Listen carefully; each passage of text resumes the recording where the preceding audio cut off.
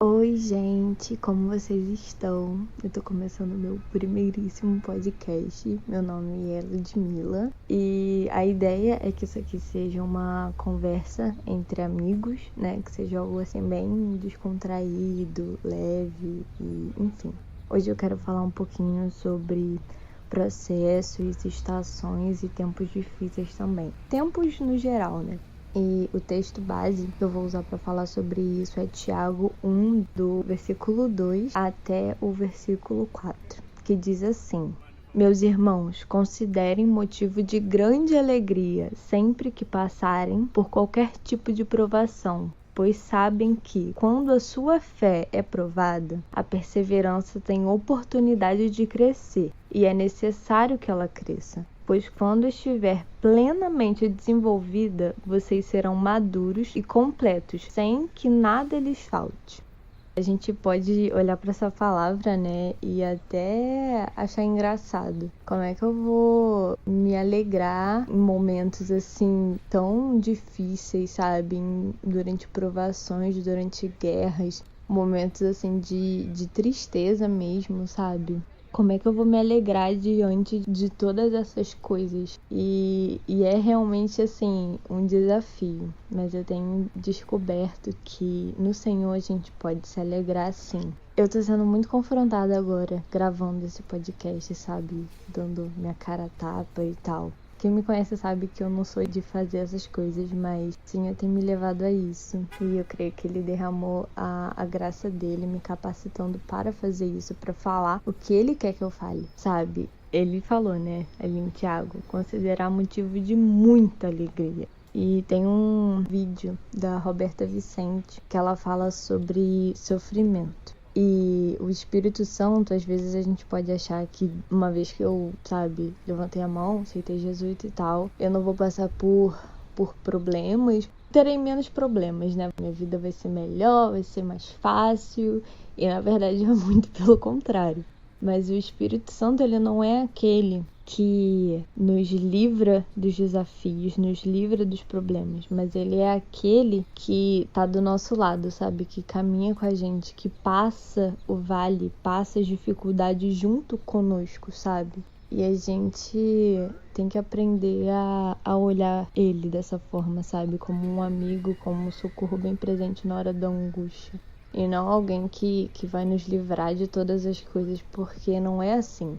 Até porque é o que a gente acabou de ler. A gente precisa desses momentos difíceis, dessas provações, dessas tribulações, ou como é que você quiser chamar isso, para a gente poder crescer e nos tornarmos maduros. Lembrando assim, quando a gente era pequenininho, a gente teve que passar por testes e ir aprendendo as coisas até chegar onde a gente está agora.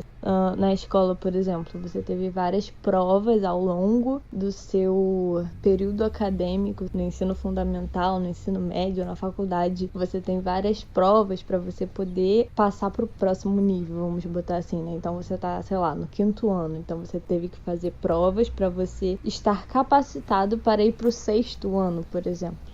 E é engraçado isso, pensando nesse negócio sobre processos e tudo mais. Eu me lembro também de uma passagem que tá lá em Jeremias 18, que o Senhor dirige o profeta Jeremias para observar um processo de um oleiro fazendo um vaso de barro. E é interessante esse processo. Eu queria falar um pouquinho sobre ele aqui com vocês hoje.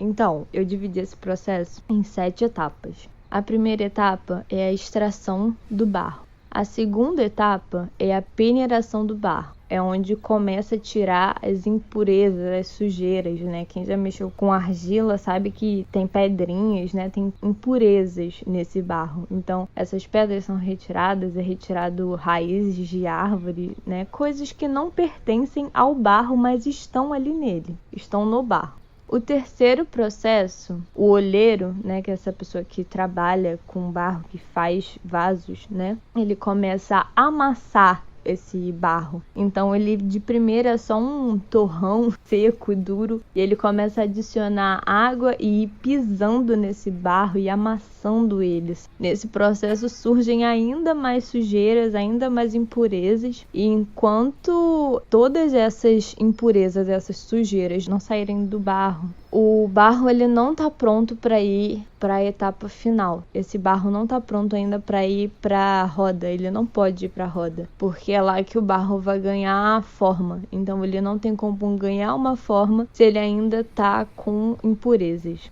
Na quarta etapa, o barro é coberto por uma lona preta. E ali acontece a remoção do oxigênio, né, das bolinhas de ar. O objetivo disso é que esse barro ele tenha uma maior resistência e que ele não venha a trincar. O quinto passo desse processo, o oleiro pega, leva esse barro para as rodas e começa a amassar ele e dar uma forma a esse barro, né? E o oleiro ele sabe o que ele está fazendo, ele trabalha ali com as mãos dele, botando o DNA de certa forma, né? Moldando mesmo da parte de dentro, a parte de fora, fazendo movimentos. O oleiro vai moldando esse vaso, né? Que primeiro é um barro, ele vai moldando esse barro da forma que ele quiser, entendeu? Ele molda o barro para deixar o vaso da forma que ele quer. O sexto passo, esse barro ele é colocado em um lugar de sombra e com vento para poder secar.